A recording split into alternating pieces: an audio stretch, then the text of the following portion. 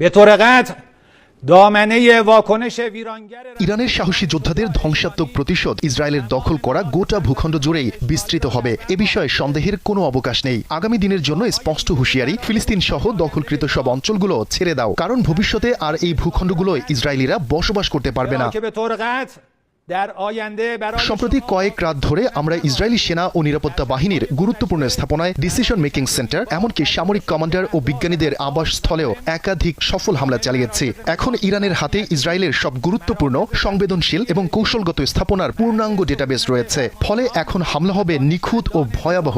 سرزمین‌های تحت اشغال شما را با موفقیت এবার ইসরায়েলিদের উদ্দেশ্যে বলছি, নেতানিয়াহুর সন্ত্রাসী শাসনকে আপনাদের মানব ঢাল হিসেবে ব্যবহার করতে দেবেন না। দখলকৃত ভূমি ও উল্লিখিত স্থাপনাগুলোর আশপাশে থাকা বা যাতায়াত থেকে বিরত থাকুন। জেনে রাখুন, দখল করা ভূমির বোম শেল্টারও আপনাদের নিরাপত্তা দিতে পারবে না। برای شما امنیت ایجاد نخواهد کرد.